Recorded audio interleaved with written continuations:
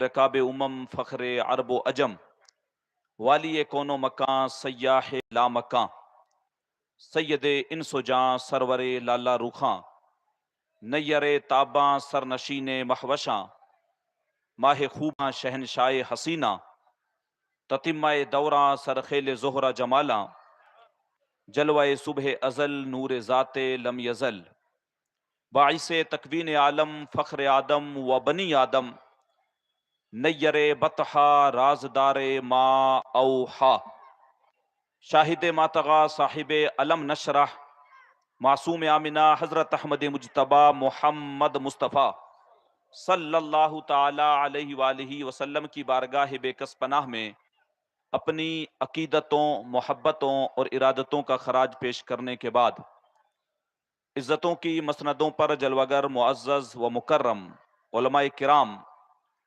خصوصاً برادر گرامی مولانا عبدالستار صاحب قبلہ فیضانی، مولانا انیس صاحب، حافظ نوشاد صاحب، قاری رفیق صاحب، حافظ لال شاہ صاحب، دیگر جتنے بھی ائمہ علماء اہل سنت میرے سامنے تشریف فرما، بزرگوں، نوجوان ساتھیوں، بچوں اور خواتین اسلام، السلام علیکم ورحمۃ اللہ وبرکاتہ۔ السلام ورحمۃ اللہ تعالی وبرکاتہ۔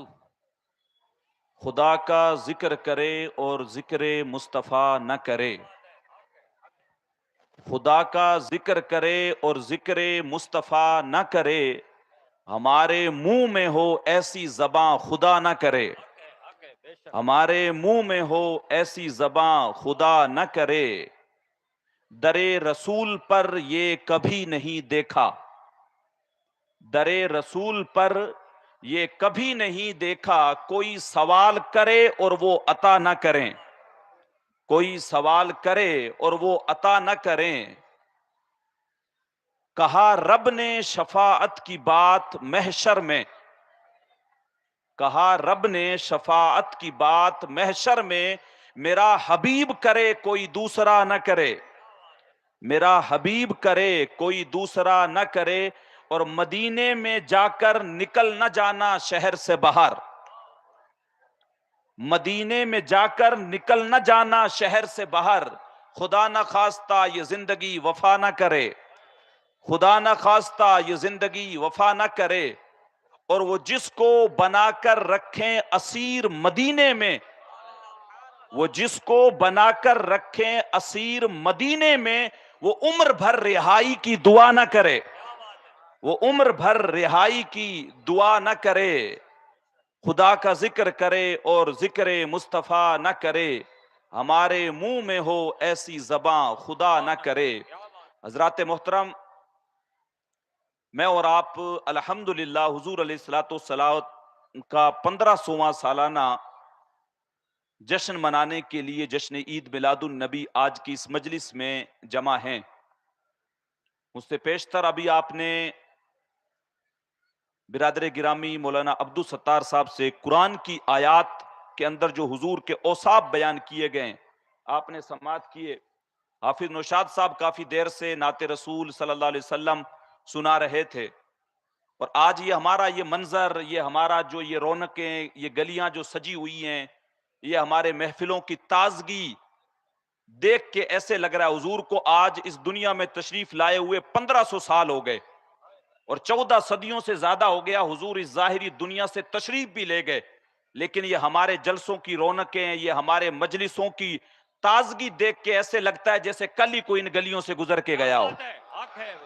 وہ کسی نے کہا تھا زمین سے آسماں تک، آسماں سے لا مکاں تک ہے، زمین سے آسماں تک، آسماں سے لا مکاں تک ہے، کہاں کھولے تھے گیسو یار نے خوشبو کہاں تک ہے۔ کیا بات ہے، اتنا سبحان تذکرہ اللہ۔ ہوتے ہوئے ہم نے کسی کا نہیں دیکھا۔ پیر نصیر الدین نصیر چراغ نے کہا ایک بار وہ جدھر سے گزرے ہیں نصیر، بار بار ادھر سے بہار گزری ہے۔ اور کسی نے کہا مکے کی ہواؤں میں، طیبہ کی فضاؤں میں، ہم نے تو جدھر دیکھا سرکار نظر آئے۔ یہ ہمارے مجلسوں کی رونقیں، اور حضور کا نام آتا ہے جب دیوانے جھوم جاتے ہیں، اور حضور کا نام ہے ہی اتنا میٹھا کہ جب لیا جاتا ہے تو بندہ مومن کے کلیجے میں ٹھنڈ پڑ جاتی ہے۔ کیا بات ہے، حق ہے۔ میں تھوڑا پنجابی مکس جو ہے وہ بیان کرتا ہوں۔ پنجابی کا ایک شاعر ہے، اس نے کہا تھا تینو سینے دی میں ٹھنڈ آکھاں، کیا بات ہے، تینو سینے دی میں ٹھنڈ آکھاں شہد گلاب تے کھنڈ آکھاں. کھنڈ پنجابی میں بولتے ہیں شکر کو, چینی کو بولتے ہیں. کہاں تینو سینے دی میں ٹھنڈ آکھاں شہد گلاب تے کھنڈ آکھاں. اور انور مسعود صاحب 2 قدم آگے نکل گئے, انہوں نے کہا ان کا نام لبوں پہ آئے میٹھا میٹھا منہ ہو جائے, کیا بات ہے, ان کے بول بہاروں جیسے اور اصحاب ستاروں جیسے, حق ہے, ان سا سبحان پیارا اللہ. اور نہ کوئی, ان سے بچھڑ کے لکڑی روئی, ہائے ہائے, جب حق وہ ہے, سیر کیا کو بات ہے. جایا کرتے سر پہ بادل سایہ کرتے. سبحان اللہ, سبحان اللہ, یہ حضور سبحان علیہ اللہ. السلام کی شان ہے. 12 سال کی عمر میں جب گئے ہیں اپنے چچا کے ساتھ ملک شام, تو بحیرہ راہب رستے میں بیٹھا ہوا ہے, اس نے دیکھا حضور علیہ السلام 12 سال کی عمر ہے اور 2 بادل دھوپ کے اندر آپ کے سر کے اوپر سایہ کیے ہوئے ہیں, اور یہ نشانی دیکھ کے اس نے پہچان لیا. اور اللہ نے حضور کے ذکر کو اتنا بلند کیا کہ ایک دن جبریل امین آئے حضور کی خدمت میں. حضرت ابو سعید خدری رضی اللہ تعالی عنہ سے روایت ہے, اتانی جبریل علیہ السلام فقال ان ربی وربک یقول تدری کیف رفعت ذکرک. کہ حضور آپ جانتے ہیں کہ اللہ نے آپ کے ذکر کو کیسے بلند کیا. حضور علیہ السلام نے ارشاد فرمایا اللہ و رسول, حضور کہتے ہیں میں نے کہا میں نے اللہ کی بارگاہ میں جو ہے یہ عرض کیا, میرا رب ہی بہتر جانتا ہے. جبریل سے کہا تو جبریل کہنے لگا اذا ذکرت ذکرت معی, رب ارشاد فرماتا ہے کہ محبوب جب جب میرا ذکر کیا جائے گا ساتھ میں تیرا بھی ذکر کیا جائے گا. اس طریقے سے میں نے تمہارے ذکر کو بلند کر دیا ہے. آج کی رات بڑی خاص ہے, اچھی خاصی تعداد میں آپ لوگ جمع ہیں, اور پچھلے تقریباً 11 دنوں سے عزیزم عبدالستار صاحب آپ کے یہاں پہ جو 12 روزہ جو پروگرام ہوتے ہیں, پچھلی 11 راتوں سے آپ سیرت مصطفیٰ سن رہے ہیں. میں بھی کوشش کروں گا آج کی اس رات میں, کیونکہ ایک موضوع کے اوپر تفصیل سے اگر بولیں تو تھوڑی دیر میں وقت پورا ہو جائے گا. میں 2-4 چیزیں شامل کروں گا تاکہ اتنی تعداد میں ہم جو لوگ آئے ہیں حضور کی سیرت سے کچھ چیزیں سیکھ سکیں, اور پھر اس کے اوپر اگر عمل پیرا ہو تو ہماری زندگی جو ہے وہ بہتر ہو سکے. سب سے پہلے ہم حضور علیہ السلام کو اللہ تبارک و تعالی نے جو عظمتیں جو شان عطا کی ہے, اللہ قرآن میں ارشاد فرماتا ہے من یطع الرسول فقد اطاع اللہ, جس نے میرے حبیب کی اطاعت کی اس نے گویا اللہ کی اطاعت کی. اللہ نے اپنے رسول کی اطاعت کو اپنی اطاعت قرار دے دیا اور بہت ساری عظمتیں اپنے حبیب کو عطا کی.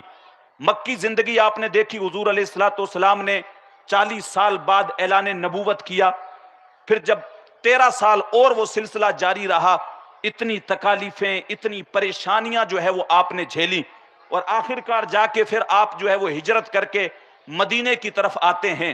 تو مدنی زندگی بھی پھر ایک الگ طریقے سے ہے.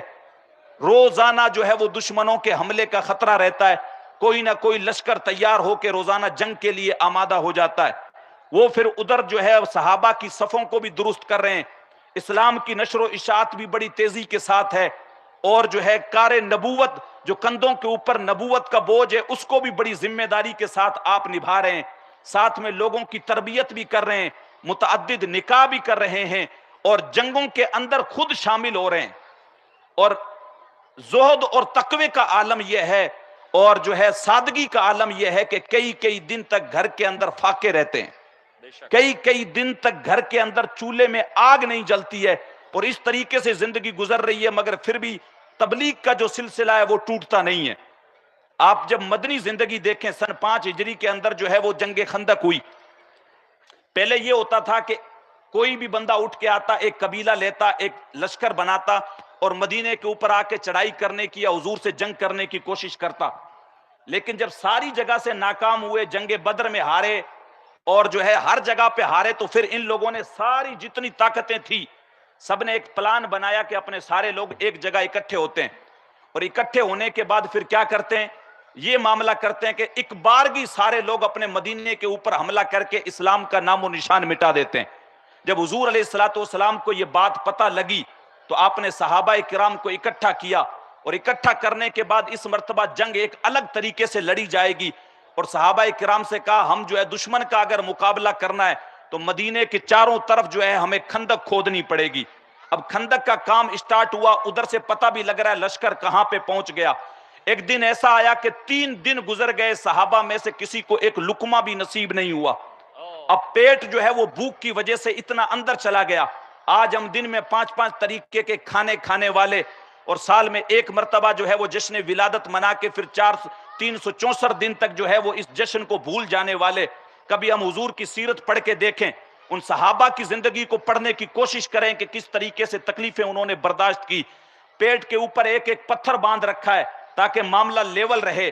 آخر کار جب بھوک برداشت نہیں ہوئی تو حضور علیہ السلام کی خدمت میں حاضر ہوئے، اور حاضر ہونے کے بعد کہنے لگے حضور ہماری حالت ایسی ہو گئی ہے، اب ہم سے جو ہے وہ کھودی نہیں جا رہی ہے کھندق ہم سے کھودی نہیں جا رہی۔ اور حضور خالی ایسا نہیں ہے کہ لیڈر بن کے بیٹھے ہوئے ہیں، آرڈر دے رہے ہیں تم لوگ کھودو، اپنے کندھوں کے اوپر خود جو ہے وہ مٹی اٹھا اٹھا کے کھندق سے باہر ڈال رہے ہیں۔ کبھی کوئی بڑا پتھر جو صحابہ سے ٹوٹتا نہیں ہے، حضور ہاتھ میں کدال لیتے ہیں، جس کو 3 لوگ پتھر کو توڑ نہیں پاتے، حضور ایک ضرب کے اندر اس پتھر کے ٹکڑے ٹکڑے کر دیتے ہیں، اور خود اپنے کندھوں پہ پتھروں کو اٹھا اٹھا کے کھندق سے باہر پھینک رہے ہیں۔ صحابہ نے آ کے شکایت کی کہ حضور بڑی بری حالت ہو گئی ہے، اب آپ دیکھیں اب بھوک برداشت نہیں ہوتی، ہم نے پیٹ کے اوپر ایک پتھر باندھ رکھا ہے۔ اور جب کپڑا اٹھا کے دکھایا تو امام الانبیاء نے جب ان کا یہ ماجرا سنا تو آپ نے جو ہے وہ ان کو جواب دیا، اور اپنے پیٹ کے اوپر سے جب آپ نے کپڑا ہٹایا تو صحابہ کے تو ایک ایک پتھر بندھا ہوا تھا، آپ کے پیٹ پہ 2 پتھر بندھے ہوئے تھے۔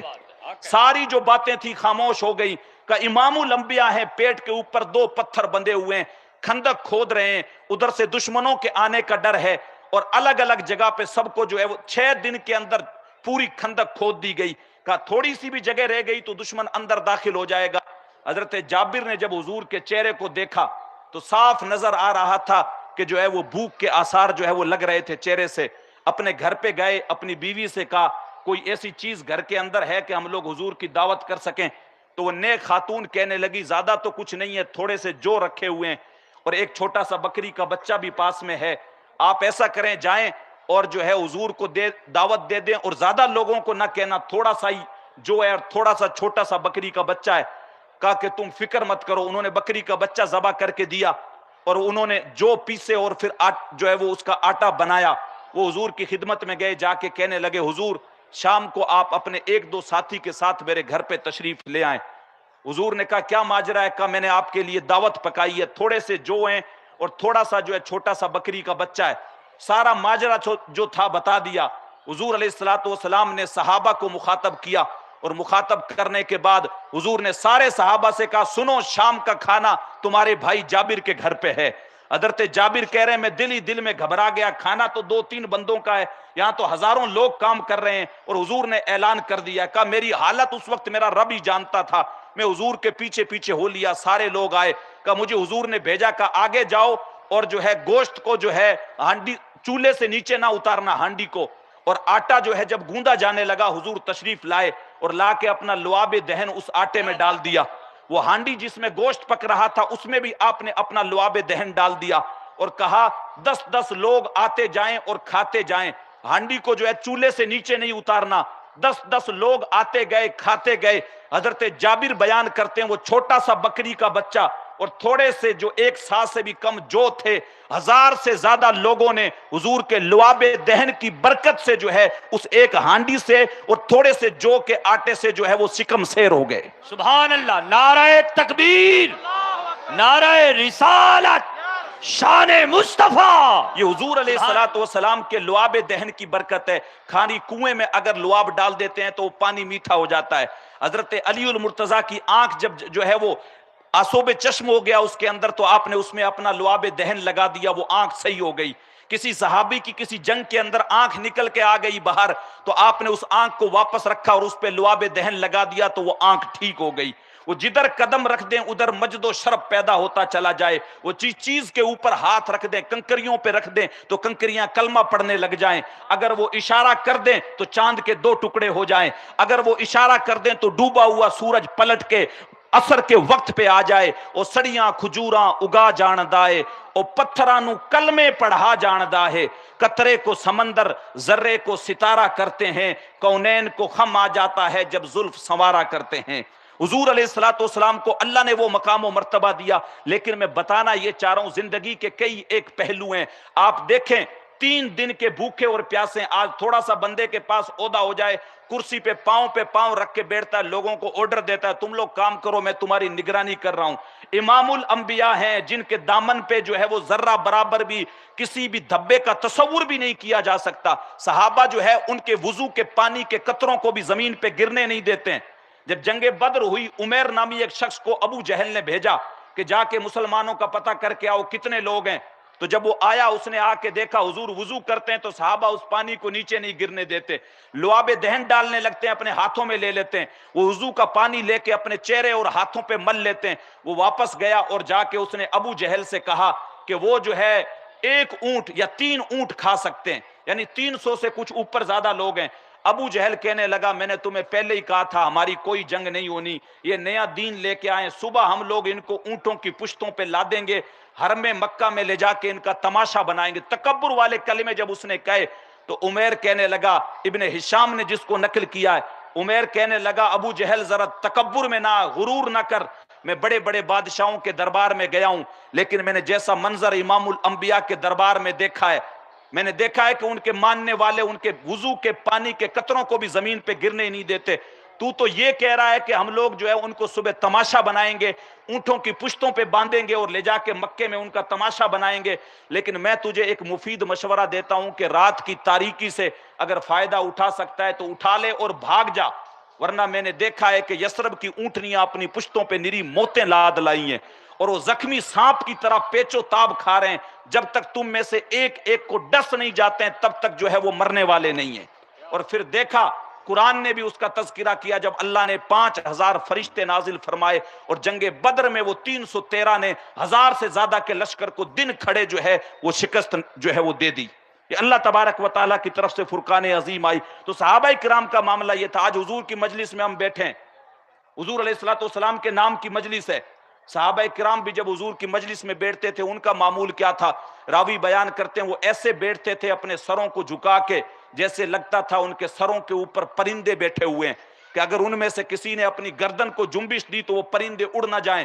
और इस तरीके से अदब के साथ बैठा करते थे कि अगर मुट्ठी भर के दाने फेंके जाएं तो किसी ना किसी की झोली में जाके गिरें। ये हुजूर की खिदमत में जो है वो अदब था, उनका बैठने का अंदाज था। फिर आप आगे आ जाएं, हुजूर की जिंदगी का एक पहलू और है। सादा जिंदगी गुजारी आपने। सैयदा तैयबा ताहिरा सैयदा आयशा सिद्दीका रजी अल्लाह ताला अन्हा को हम जब पढ़ते हैं तो उनसे रिवायत है हुजूर अलैहिस्सलातु वस्सलाम का जब इंतकाल हुआ हुजूर की जिंदगी कैसी थी।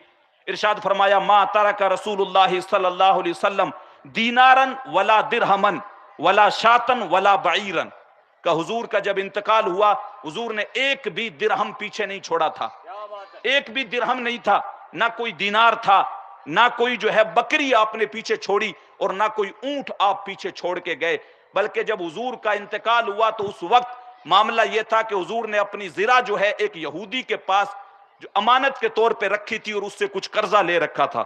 इतनी सादा जिंदगी गुजारी। सैयदा आयशा खुद कहती हैं हुजूर अलैहिस्सलातु वस्सलाम जो है जिब्रील अमीन हुजूर की खिदमत में हाजिर हुए और हाजिर होने के बाद कहने लगे अतुहिब्बु अन अजअल हाज़िहिल जिबाल ज़हबन व तकून माअका हैसु मा कुंत का हुजूर क्या आप इस चीज को पसंद करते हैं, अल्लाह की तरफ से हुक्म है कि इस पहाड़ को आपके लिए सोने का बना दिया जाए और जहां आप जाएंगे आपके साथ ये पहाड़ सोने का साथ में चलेगा, जहां आप जाएंगे आपके साथ चलेगा सोने का पहाड़ बन के। लेकिन हुजूर ने मना कर दिया और अल्लाह की बारगाह में दुआ क्या की, ला या रब्बी अजू यौमन व अशबा यौमन, मालिक मैं तेरी बारगाह में दुआ करता हूं कि एक दिन मुझे भूखा रख और एक दिन मुझे खाना खिला, एक दिन मुझे भूखा रख और एक दिन मुझे खाना खिला। और फिर खुद बयान करते हैं व अम्मल यौमल लज़ी अशबाउ फीही फअहमदुका व उसनी अलैक व अम्मल यौमल लज़ी अजू फीही फअतदर्रउ इलैका व अदऊक का जिस दिन मैं भूखा रहूंगा उस दिन तेरी बारगाह में दुआ करूंगा और जिस दिन मेरा पेट भरा हुआ होगा उस दिन मैं तेरी हम्द व सना बयान करूंगा।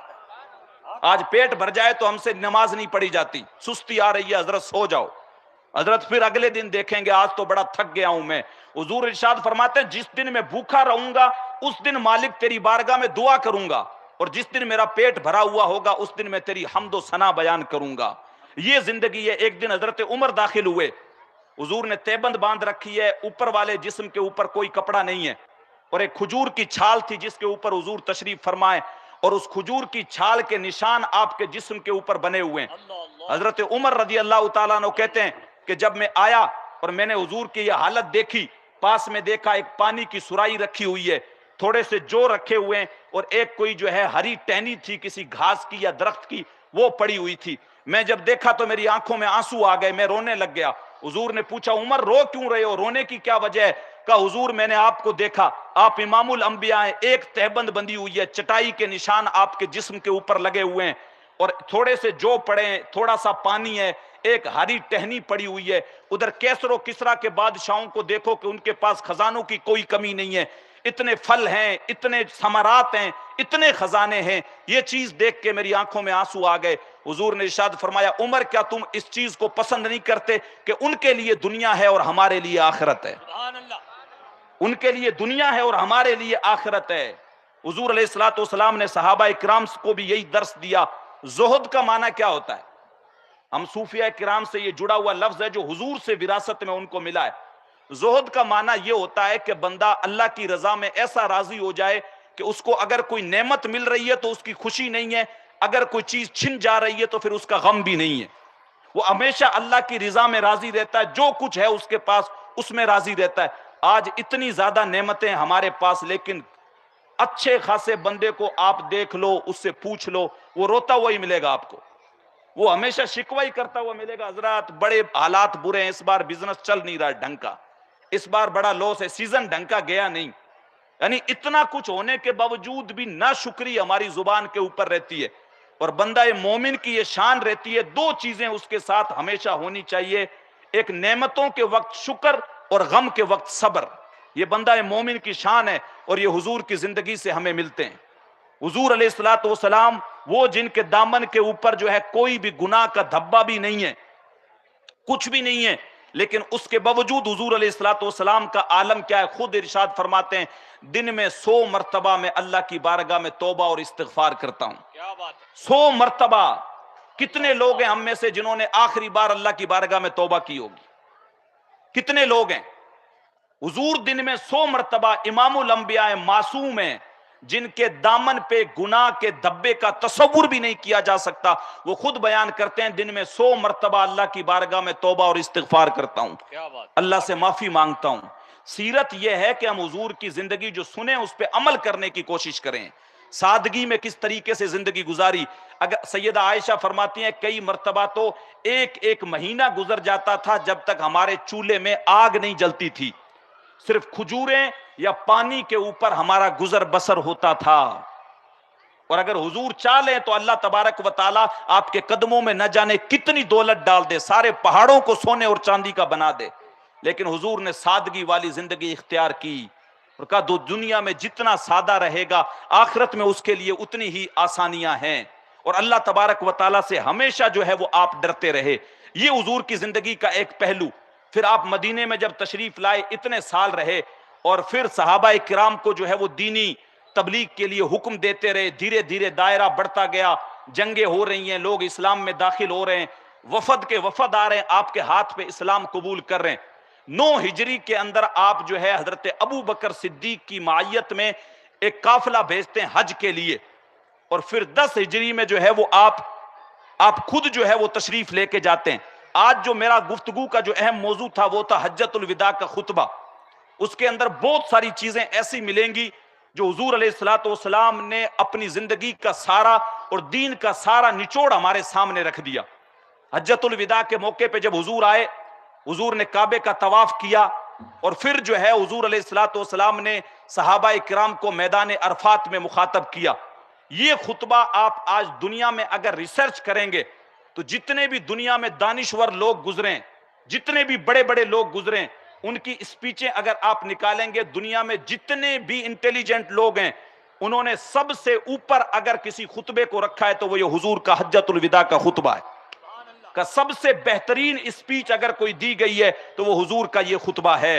حضور علیہ الصلوۃ والسلام حجۃ الوداع کے موقع پہ آتے ہیں کہ بعد الحمد للہ والثناء علیہ ایھا الناس ان دماءکم واموالکم علیکم حرام الی ان تلقوا ربکم کحرمت یومکم ھذا فی شہرکم ھذا فی بلدکم ھذا، لوگوں کو مخاطب کیا، اے لوگوں تمہاری جانیں، تمہارے اموال تم پر عزت و حرمت والے ہیں، یہاں تک کہ تم اپنے رب سے ملاقات کرو یہ اس طرح ہے جس طرح تمہارا آج کا دن حرمت والا ہے، یعنی آج تم یہاں پر جمع ہو یہ حرمت والا دن ہے، اور پھر کہا جس طرح تمہارا یہ مہینہ حرمت والا ہے اور جس طرح تمہارا یہ شہر حرمت والا ہے، اسی طریقے سے تمہارا مال، تمہاری عزتیں وہی تمہارے اوپر اسی طریقے سے حرمت والی ہیں، یعنی کسی کی عزتوں کو پامال نہ کرو، کسی کا مال نہ کھاؤ، کسی کے ساتھ دھوکہ دڑی نہ کرو، لوگوں کے ساتھ بہتر معاملات کرو۔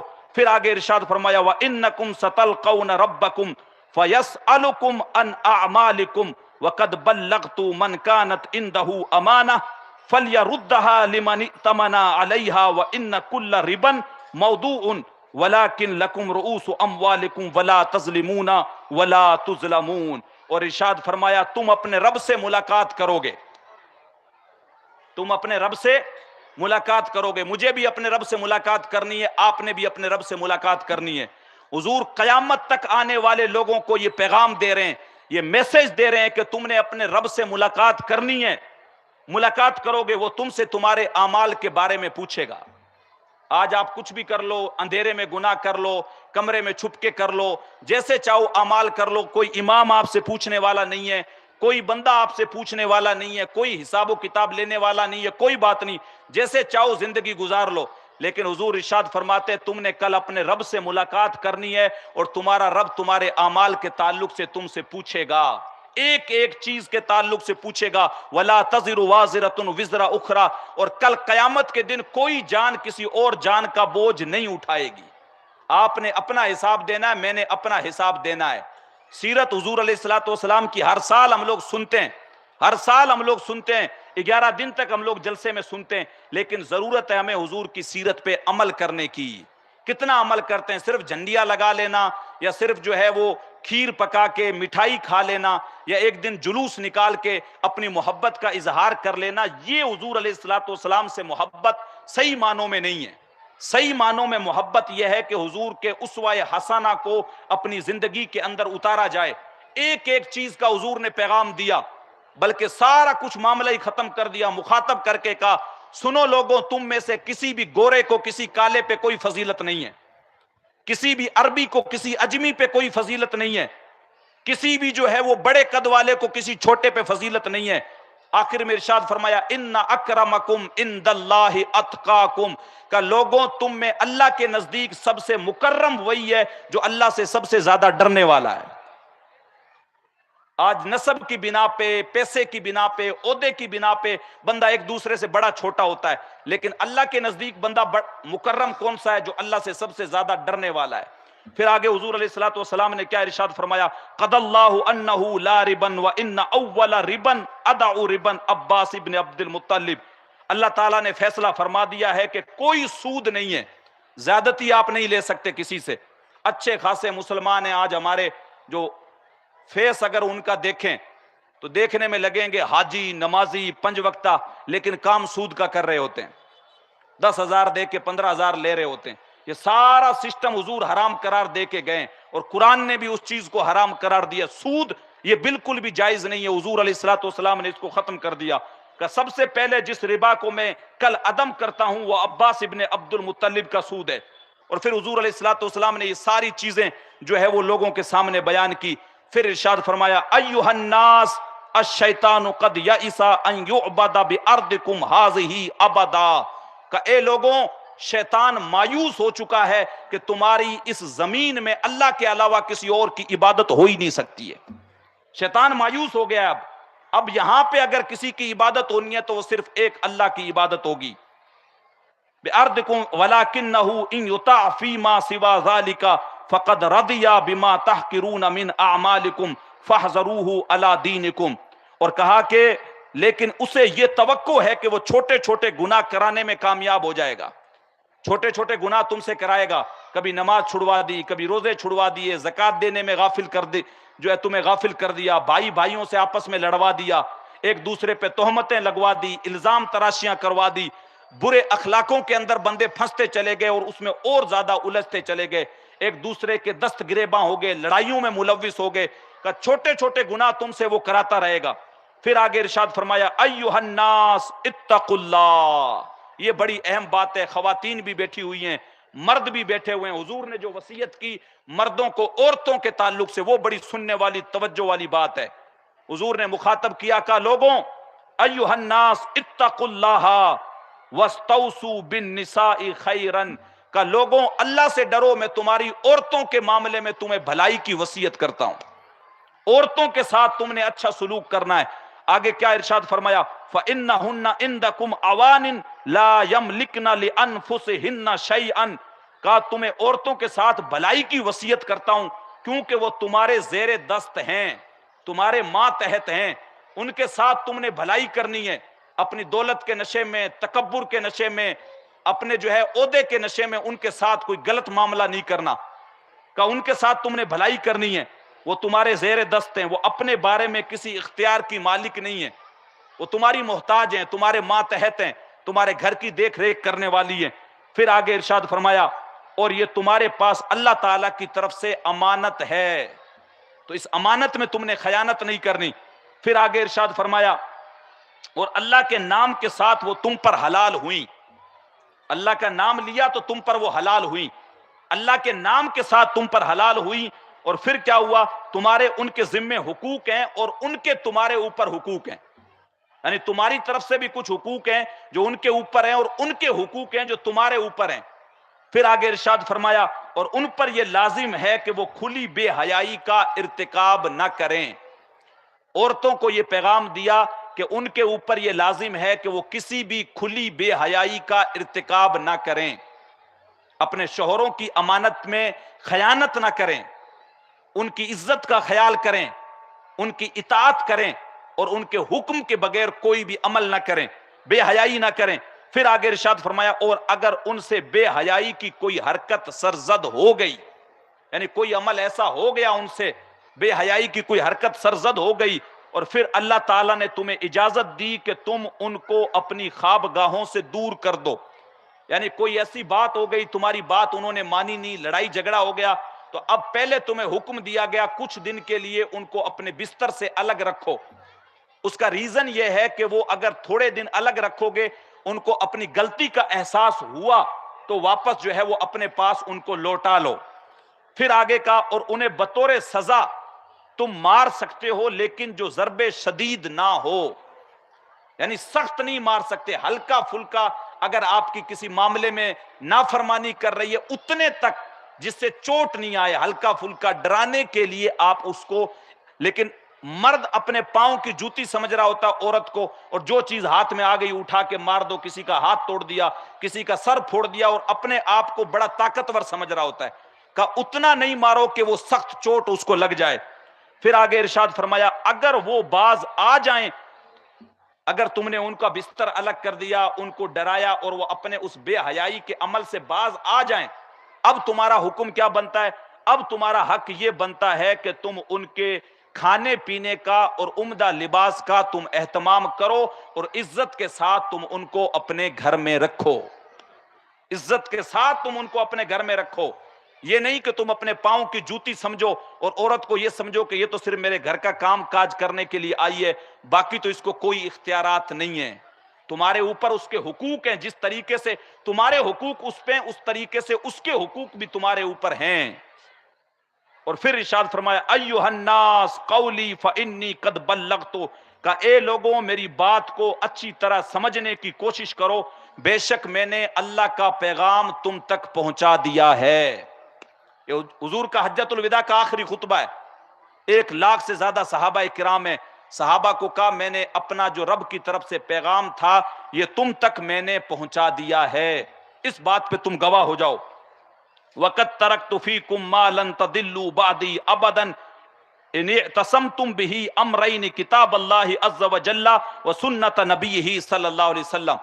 اور پھر کہا کہ 2 چیزیں میں تمہارے درمیان چھوڑ کے جا رہا ہوں، ان کو مضبوطی سے تھام لینا، تم کبھی بھی میرے بعد گمراہ نہیں ہو سکتے۔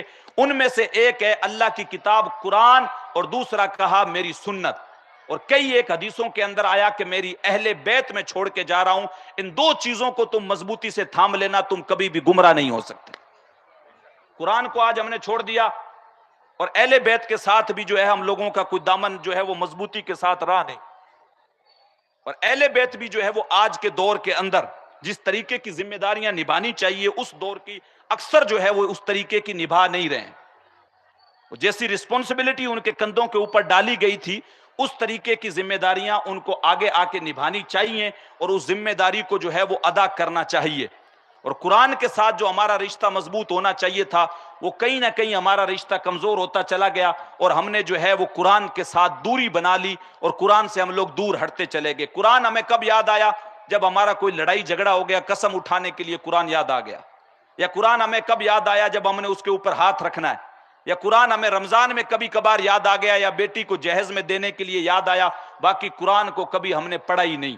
اور جس اعتبار کا آج زمانہ چل رہا ہے، آپ دیکھو ہر دوسری گلی میں آپ کو ٹھگنے والا بندہ ملے گا، کہیں جو ہے وہ تعویذ دھاگوں کے نام پہ، کبھی کسی نام پہ نئے نئے طریقے سے ملیں گے، اور پھر آپ کو وہم میں ایسا الجھا کے چھوڑا جائے گا کہ آپ اسی چکروں میں پھنس کے رہ جائیں گے۔ ہاں ہمارے گھر میں تو کوئی مسئلہ ہو گیا ہے، لیکن حضور نے ارشاد فرمایا جس گھر میں اگر کوئی مسئلہ ہو اور وہ 21 دن تک یا 40 دن تک اگر سورہ بقر پڑھے تو اس گھر میں کوئی بھی شیطانی چکر ہو ہی نہیں سکتا ہے۔ ہم نے قرآن تو پڑھا ہی نہیں، ہمیں تو سورہ فاتحہ اس کا ترجمہ بھی نہیں آتا۔ ہم میں سے تو اکثر لوگ ایسے ہیں جن کو ڈھنگ سے کلمہ بھی نہیں آتا۔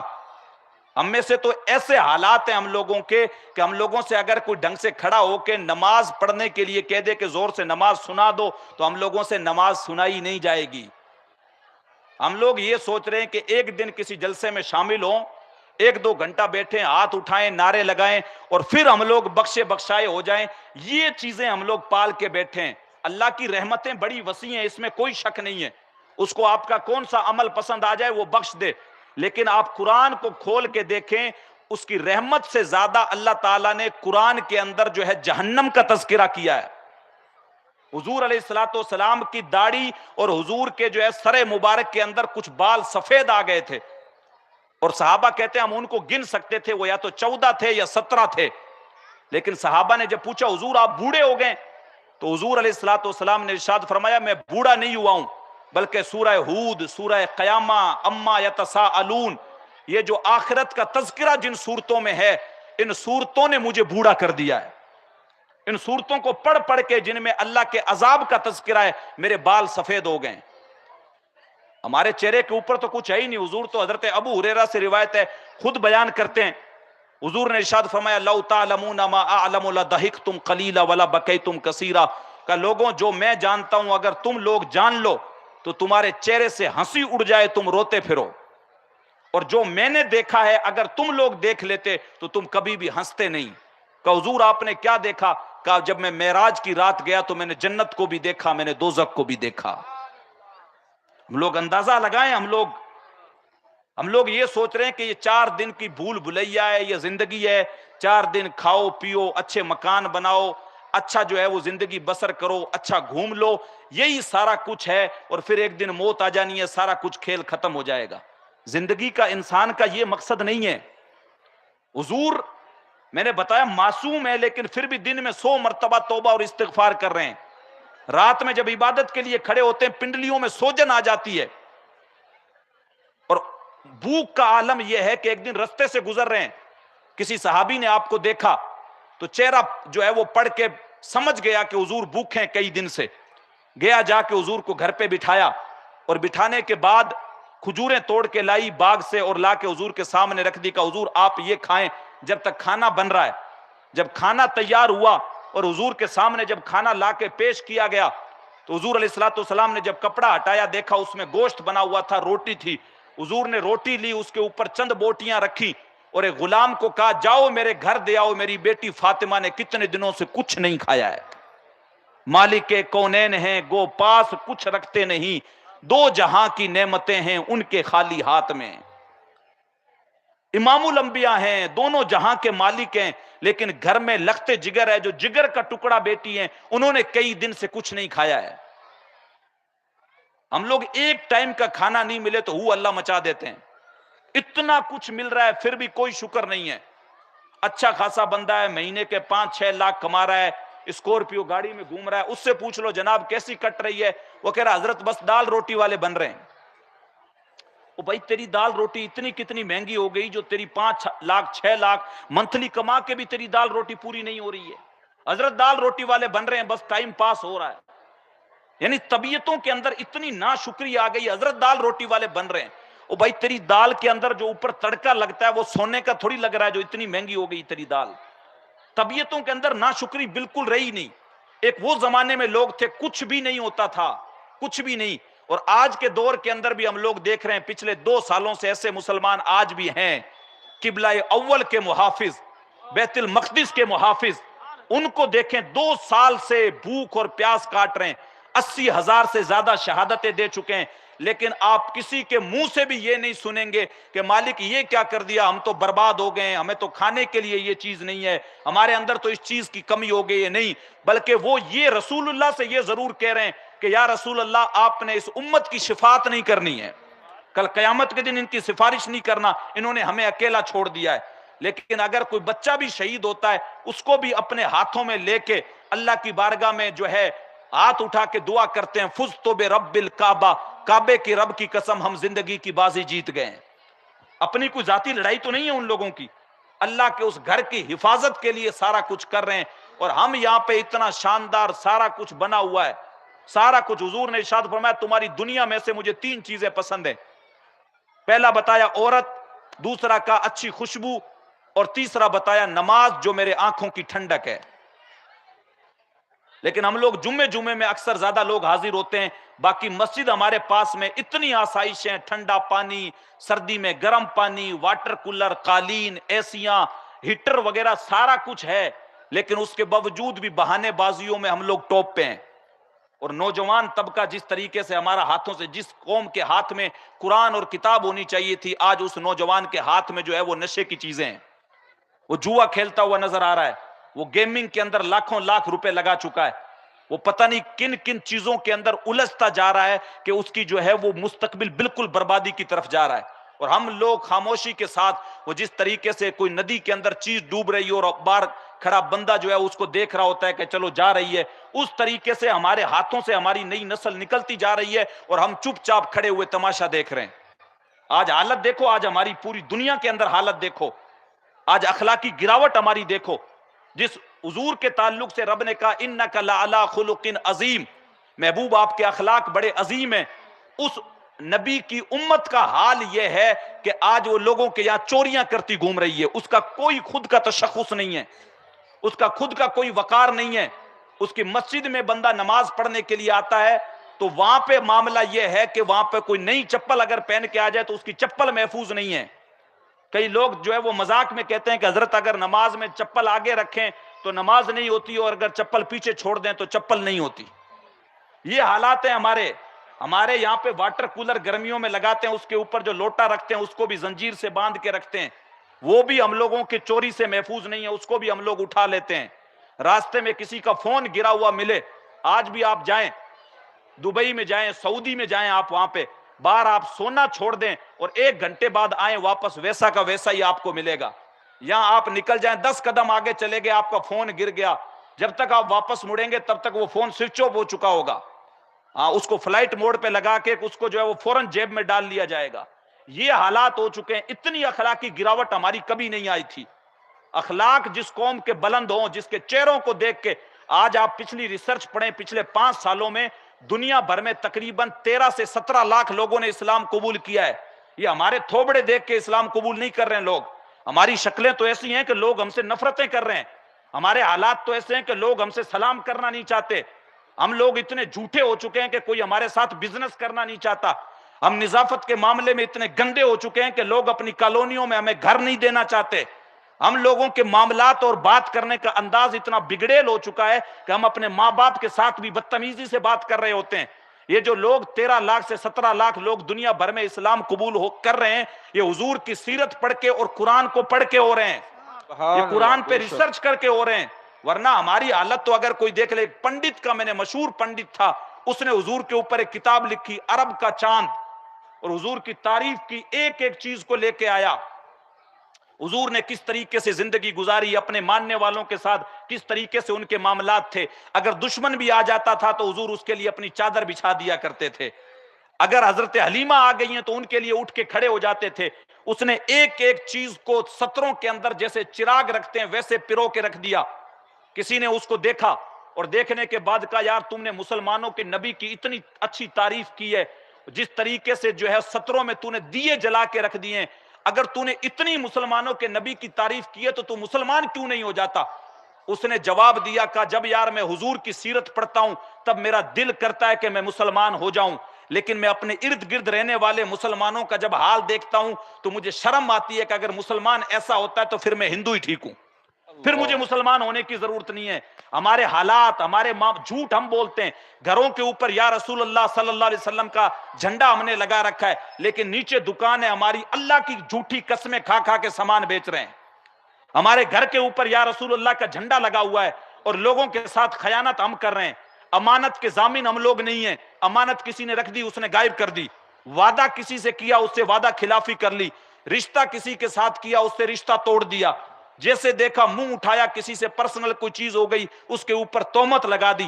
حالت تو یہ ہونی چاہیے، غلامی رسول کے اندر ہم لوگ نعرے لگاتے ہیں موت بھی قبول ہے، حالات ایسے ہونے چاہیے کہ چہروں کو دیکھ کے لوگ کہیں کہ جب امتی ایسے ہیں تو پھر امام الانبیاء کا کردار کیسا ہوگا. سبحان لوگ اللہ، ہمارے سبحان چہروں کو اللہ. دیکھنے کے بعد ایسا تصور ہونا چاہیے کہ یہ حضور علیہ الصلوۃ والسلام کے غلام ہیں، کہ ان کا چہرہ نور آنکھوں میں تو چہروں پہ اجالے ہوں گے، مصطفیٰ والوں کے انداز نرالے ہوں گے، سبحان اللہ. دنیا میں بھی ان کے دم سے مقدر چمکے اور محشر میں بھی تیری رحمت کے حوالے ہوں گے. سبحان حضرت امام محمد بہت بڑے امام گزرے، کسی ایک شہر کے اندر گھسے، گھوڑے پہ سوار تھے، ان کا نام محمد تھا. گھوڑے پہ جب سوار ہوئے ایسا اخلاق، ایسا کردار دیکھا، لوگوں نے ایسا دیکھا تو وہ جو حضور کی ذات کے اوپر جو ہے وہ بہت کچھ کہا کرتے تھے، جب حضور کے اس غلام کو دیکھا وہ کلمہ پڑھنے لگ گئے کہ جب حضور کا غلام یہ محمد اس طریقے سے ہے تو وہ امام الانبیاء محمد ابن عبداللہ کس طریقے سے ہوگا. آج ہم لوگ اپنا کوئی کردار تو پیش کریں، آج کوئی ہم اپنا اخلاق تو ایسا لے کے آئیں. آج معاشرے میں سب سے کوئی برا کام ہے اس کا ٹھیکیدار مسلمان ہے. گنڈا گردی میں ہم لوگ ایک دم نری فالتو کی گنڈا گردی بغیر کسی چیز کی، نشے میں ہم لوگ، جوئے کے ٹھیکیدار ہم لوگ، گیمنگ ایپ جتنے چل رہے ہیں اس میں پیش ہمارے نوجوان، شادی بیاہ میں سب سے زیادہ فضول خرچیاں ہمارے یہاں پہ. وہ قوم جس کو کہا گیا کہ نکاح کو مساجد کے اندر قائم کرو، اور حضور نے کہا کوئی پارٹی کرنے کی ضرورت نہیں ہے، جب آپ کی جو ہے وہ نکاح ہو جائے اگلے دن آپ ولیمہ کر دو اگرچہ ایک دودھ کا کٹورا ہی آپ کو نصیب ہو. وہ قوم اپنی شادی بیاہ پہ 25 30 لاکھ روپے لگا رہی ہے، اور اس قوم کے پاس ایجوکیشن کے نام پہ کوئی بھی ادارہ نہیں ہے، اس قوم کے پاس کچھ بھی نہیں ہے. اتنا بڑی تعداد میں ہونے کے باوجود آج دنیا میں تقریباً جو ہے 1.5 ارب سے زیادہ مسلمان ہے. دنیا کا ہر چوتھا بندہ مسلمان ہے، چوتھا بندہ، دنیا کا ہر چوتھا بندہ مسلمان ہے. یہی قوم اپنی شادی بیاہ پہ اپنے ناک اور اپنے چہرے کے لیے، اور چھوڑے نئی نئی رسموں میں پھنسنے والی قوم، کبھی کوئی ہلدی کی رسم اسٹارٹ کر لی، کبھی کوئی بان والی کر لی، کبھی کوئی ربن اسٹارٹ کی کر لی، نئے نئے کلچر ہم نے اسٹارٹ کیے. اور اسی قوم سے اگر دین کے نام پہ 1 لاکھ روپے ایک بندے سے مانگے جائیں تو ایسے لگ رہا ہے جیسے اسرائیل علیہ السلام نے آ کے ان کو جو ہے وہ روح قبض کرنے کا حکم دے دیا ہو. ہے ہی نہیں حضرت، ہمارے پاس پیسے کہاں ہیں؟ تو تب تمہارے پاس شادی بیاہ پہ ناچنے گانے والوں پہ 4 لاکھ روپے اڑانے کے لیے کہاں سے آ جاتے ہیں؟ نیت میں جب بندے کی فرق آ جاتا ہے تو اپنے نفس کے حظ کے لیے تو کرتا ہے، لیکن جو ہے اللہ کی راہ میں خرچ کرنے کے لیے نہیں کرتا ہے.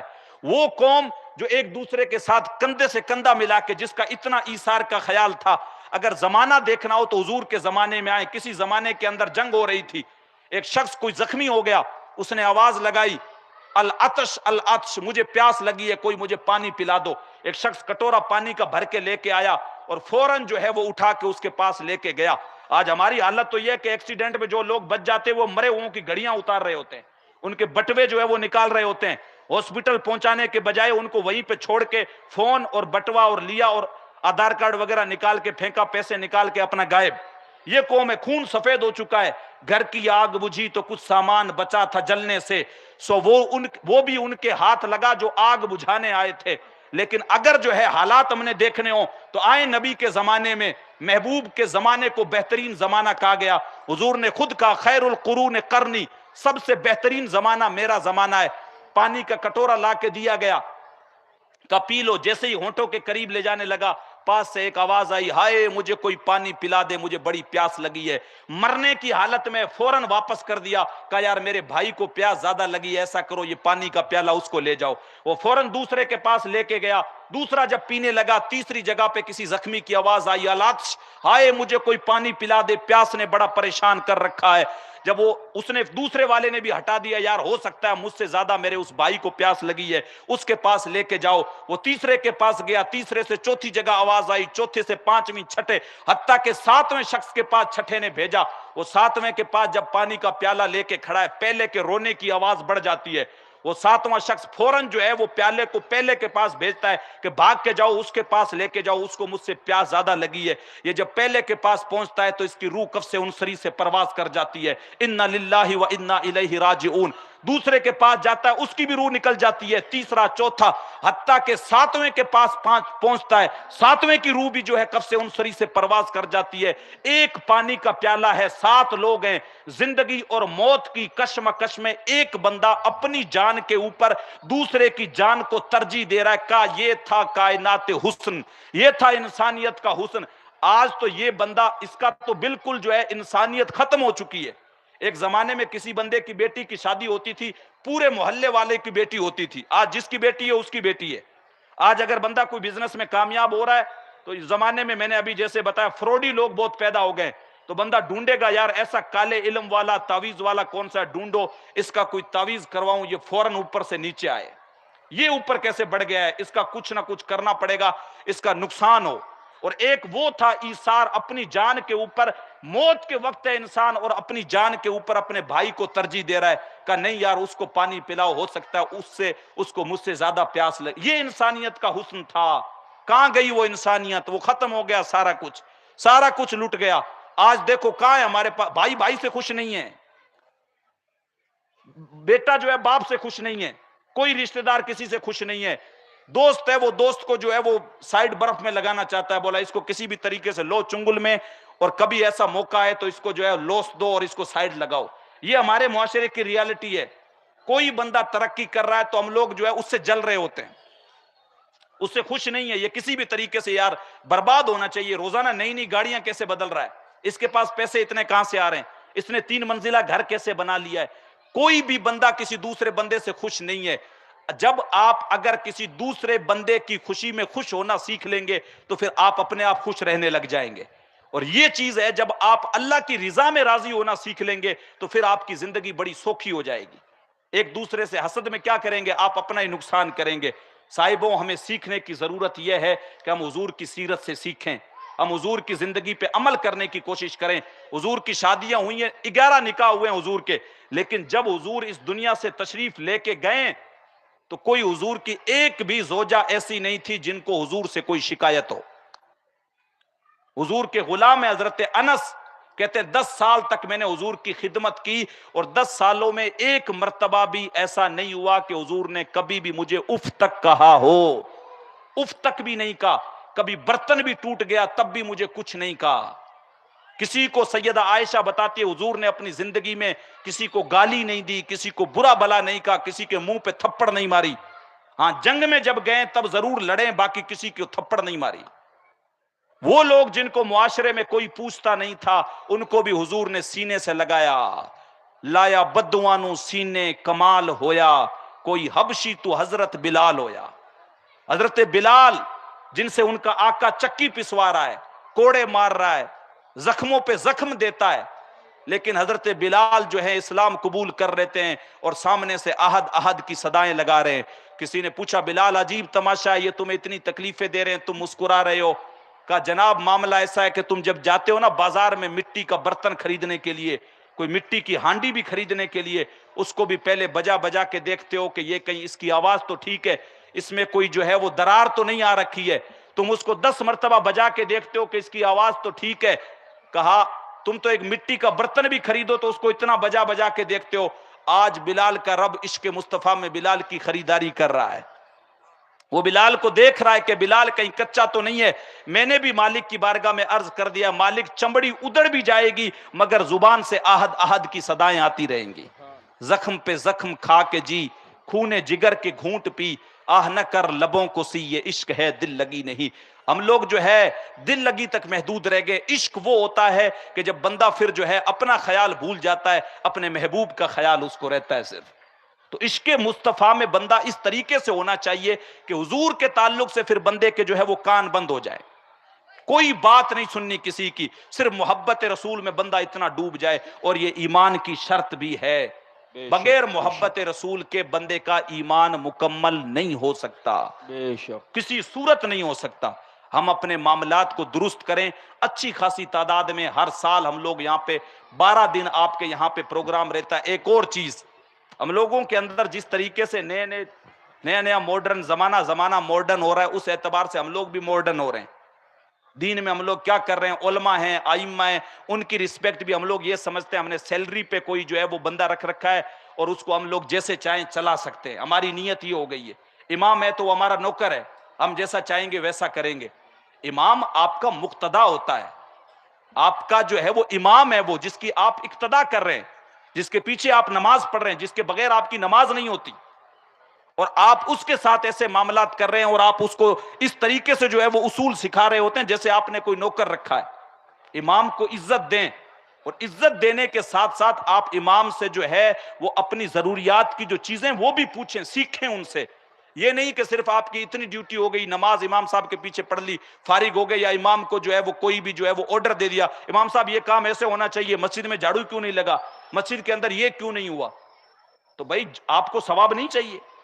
حضور نے ارشاد فرمایا جو بندہ مسجد کا جھاڑو لگاتا ہے اس کے سر کے اوپر کل قیامت کے دن جو ہے ایک تاج رکھا جائے گا. سبحان اللہ مسجد کی سبحان اللہ صاف صفائی کرنے والے جو لوگ ہیں ان کا دل اللہ تبارک و تعالی میل اور کچیل سے صاف کر دیتا ہے. سبحان اللہ تو مسجدوں کی صاف صفائی ہم سبحان لوگ اللہ. بھی کر سکتے ہیں, ثواب کا کام ہے. اور ائمہ جو ہیں آپ کے مسجد کے امام ہیں ان کی عزتیں کریں.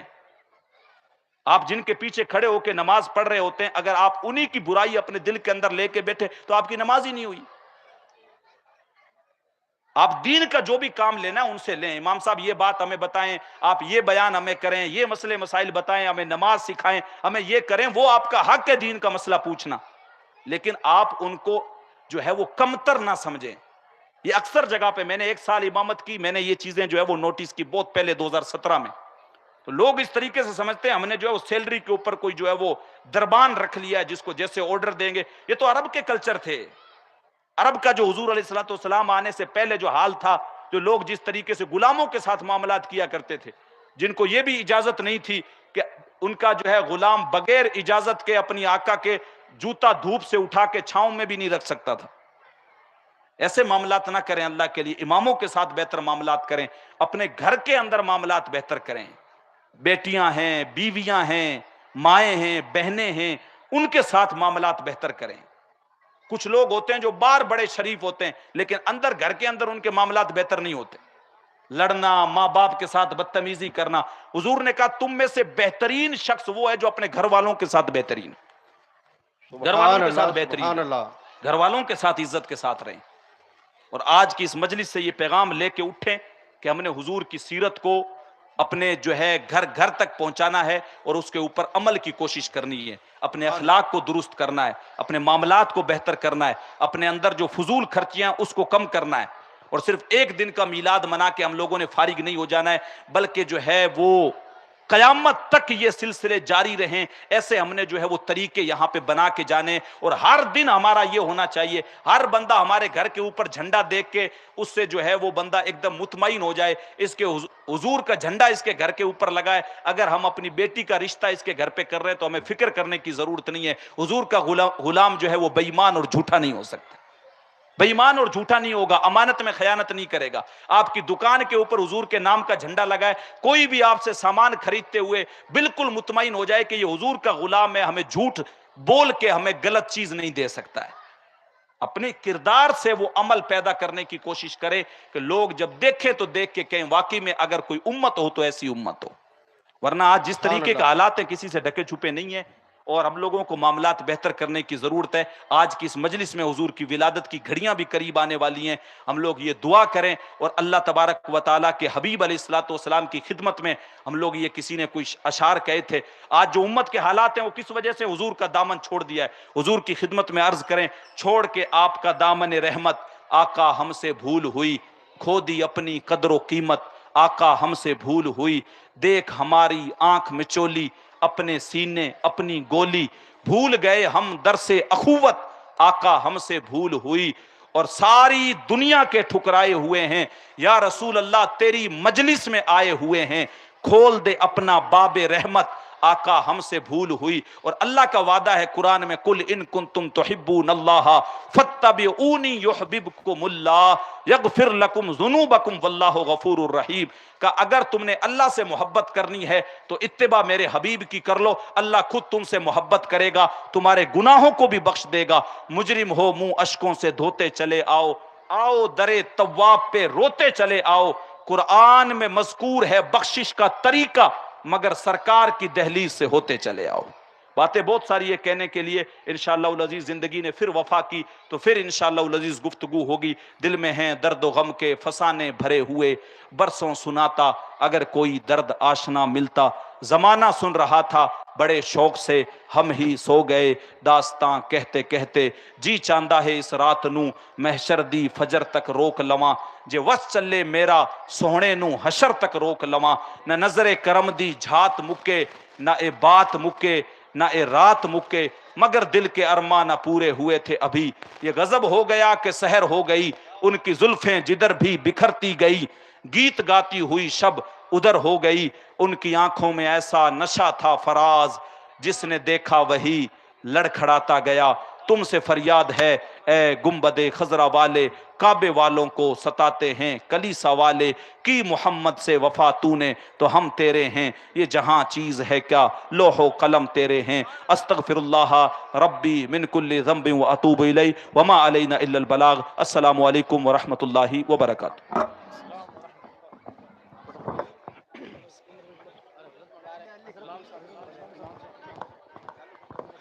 یا نبی سلام علیکہ، یا رسول سلام علیکہ، یا حبیب سلام علیکہ، صلوات اللہ علیکہ۔